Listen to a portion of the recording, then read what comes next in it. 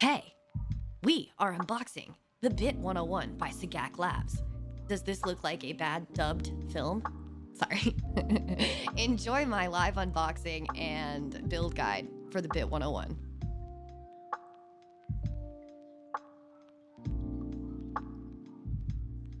And now it's time for the good stuff. Let's unbox the Bitt101 by Sagaklabs.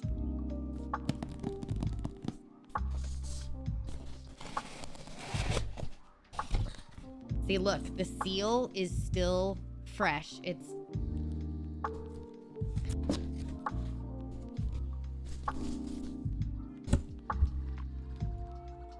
like a fortune cookie for a keyboard. I love it.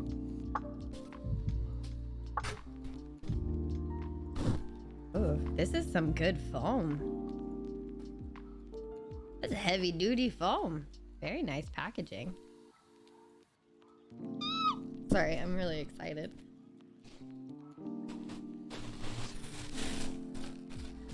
It's so heavy. That is a weighty board, let me tell you what. That is solid. Check the screws and gaskets. There's 32 thin gaskets for M2 screws. There's 5 thick gaskets for the USB-C daughter board. Very nice packaging. We've got a USB-C cable, keycap puller, dope. Is this like a little screwdriver too?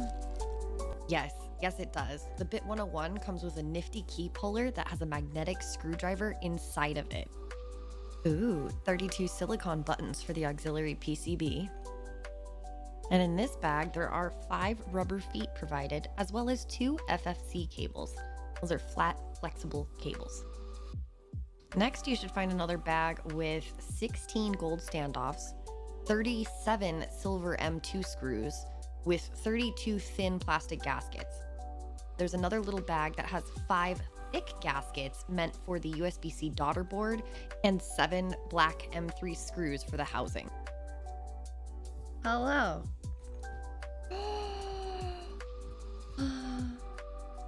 It's beautiful. Ooh. Ooh. Put you here.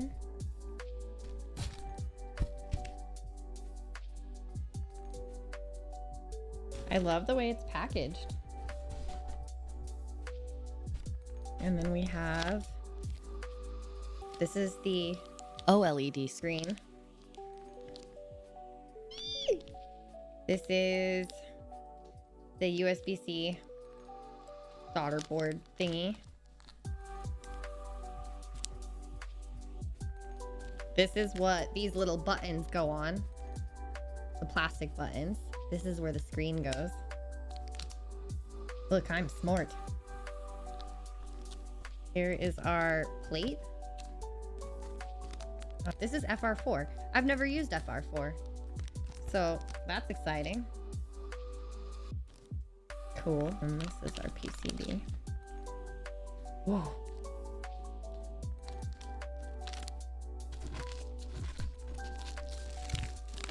Foam.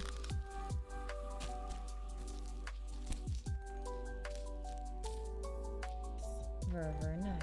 This goes on the bottom. Can't forget that.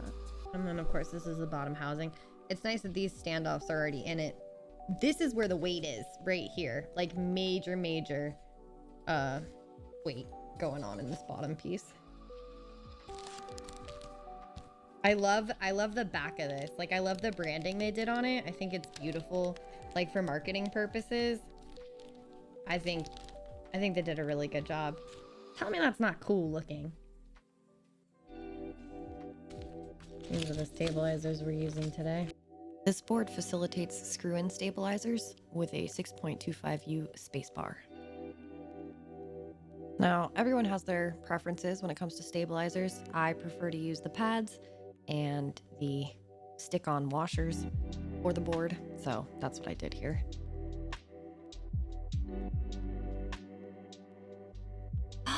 Congratulations! If you've made it this far into the video, you are now starting the build guide for the Bitt101 by Sagaklabs. Featuring me, Hey Aubrey, just in case you forgot who you were watching at this point. Okay, can I get a woo? We made it to the fun part. We're going to attach the USB-C daughter board to the base of the PCB. For this step, you're going to need 4 standoffs, your silver screws, and the 5 thick 1mm gaskets. It's very important, start first with the easy part, screw your silver screws into your standoffs. Then when you go to place the USB-C daughter board to the back of the PCB, make sure you use that thick clear gasket in between the board and the USB-C daughter board. I found it easier to just stick the clear gaskets on, put the screw through it, and then line it up and screw it all at the same time. Here's a beautiful close-up shot of that screwing going on.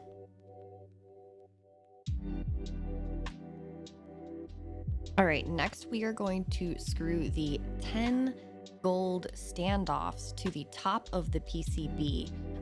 These standoffs are to hold up the auxiliary PCB. It is very important to remember to put those thin, clear gaskets on the back of each of your silver screws and insert the screw through the back of the PCB while screwing the standoff on the front of the PCB.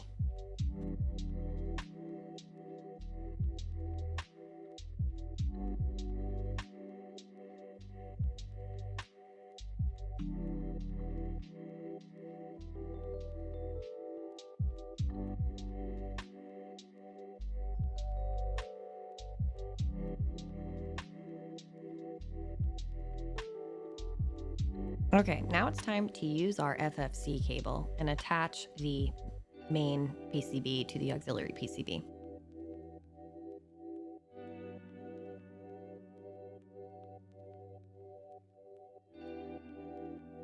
Super major important step to make your life easier.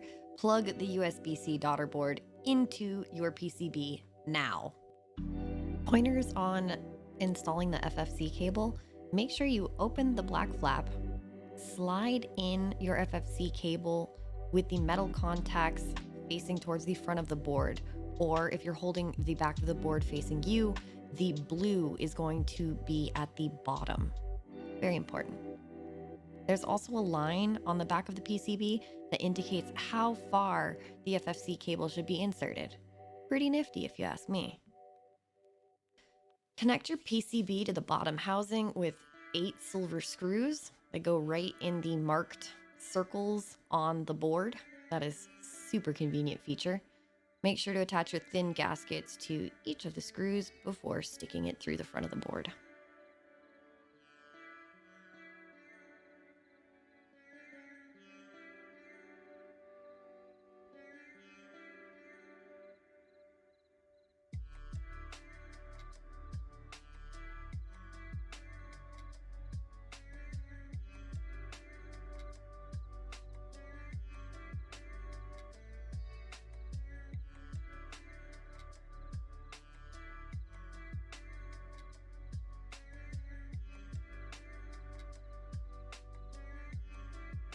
I chose EVA foam to place on the inside of my board. Foam is a personal preference, and I like it. So place your foam on the PCB, make sure it's all flattened out, take out any inserts that might have not been removed, and super cool thing about this one, they give you the insert for the space bar. That's really nice of them. Attach the FR4 plate over the foam and start popping in your switches. For switches, I decided to go tactile and chose Tessie Purple Pandas.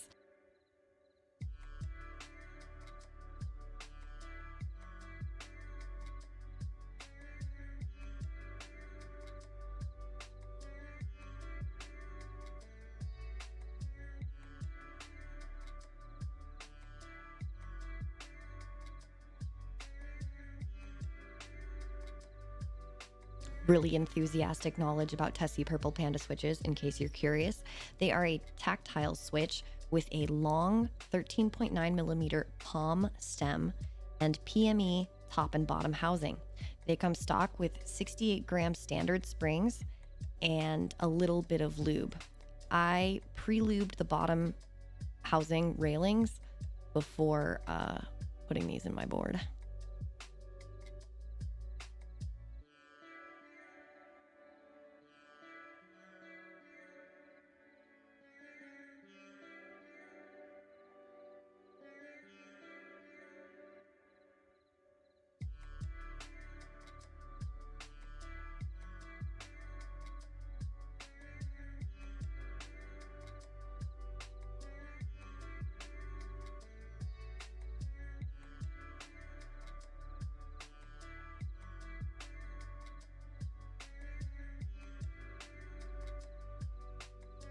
Once all your switches are in there, you're going to want to go ahead and push that cable from the USB-C daughter board in all the way and take out your OLED screen. On the back of the auxiliary board, you will see two areas where you can plug something in. We're going to go for the smaller one. There's a little black thingy that slides out and forms a small gap. You slide in the FPC cable of the OLED screen so that it's upside down because it wraps around from the back. Once it's inserted all the way, which there is a little line indicating how far it needs to go in, you go ahead and pop that little gray strip all the way in again. Follow the same steps for the FCC cable. It's pretty apparent which side you want up facing you. Top is blue. Now you're ready to screw on that auxiliary board and use your double-sided tape to mount the OLED screen to the auxiliary board. You may have to adjust this OLED screen multiple times to make sure it's in the right window for the housing. But one thing is just make sure the right bottom hole is covered. That's the one you don't need to screw in. I'm gonna say it again so you don't forget. Utilize your thin, clear gaskets in between each silver screw and the boards.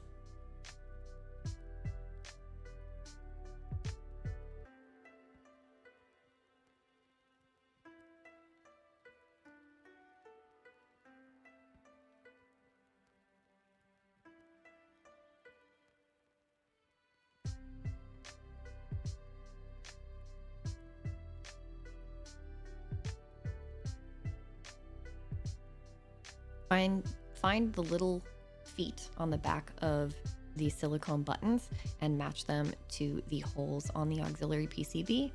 Pop those in and they're ready to go. Now plug it in and make sure it works.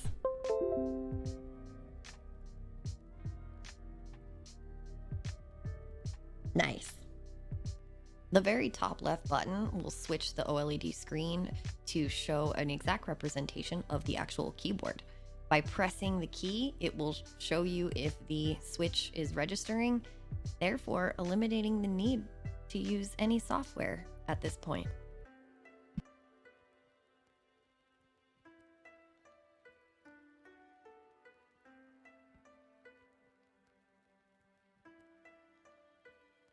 The instructions tell you to go ahead and peel off the protective layer on the OLED screen. Grab those black M3 screws because you're going to need 5 of them to secure the top housing to the bottom housing and close it all together.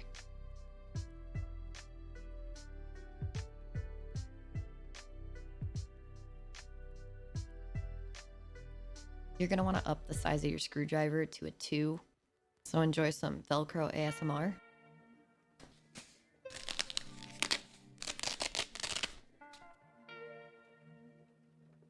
Personally, when I go to screw something with multiple screws, I always look for the one hole that's a little bit less lined up when all the rest of them are fine. I start screwing with that screw. So that's what I did here. Please make note, you might have to unscrew this and re-screw this multiple times to make sure that you got that OLED screen perfectly in the window. I am plugging it in here to check it, and I actually ended up taking it apart 3 times before settling on the placement. But once you are happy with the placement, you can go ahead and start popping on your keycaps. So we're gonna go ahead and pull out. We're pulling out our Hippo keycaps by Kinetic Labs.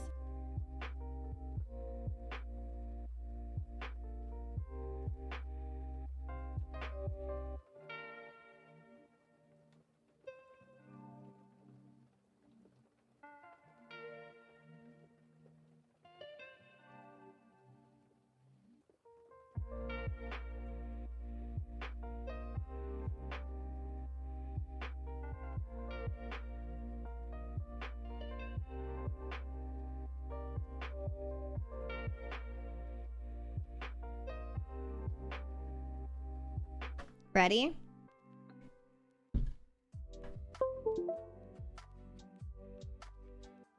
Swag. No one says that anymore. I say it. We're gonna dab too. And now my type test for the Bitt101.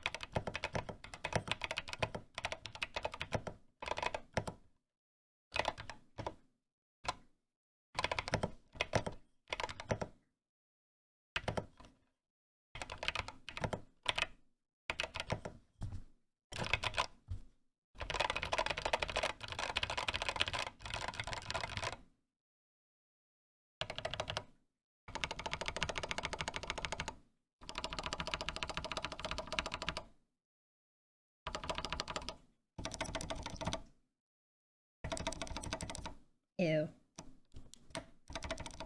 I don't like that one.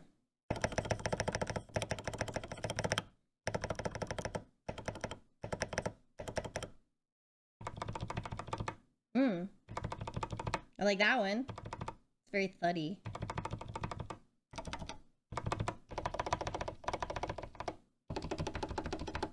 They all sound different.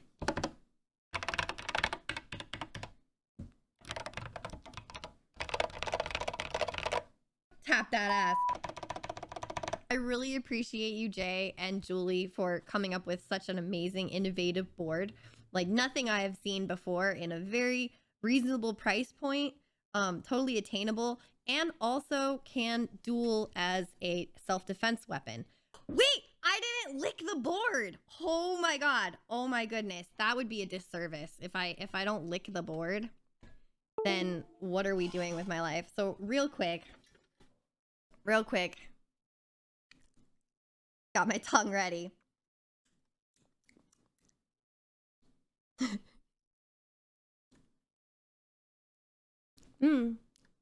Oh yes, that's actually delicious. That's the best tasting board I have licked by far. Woohoo!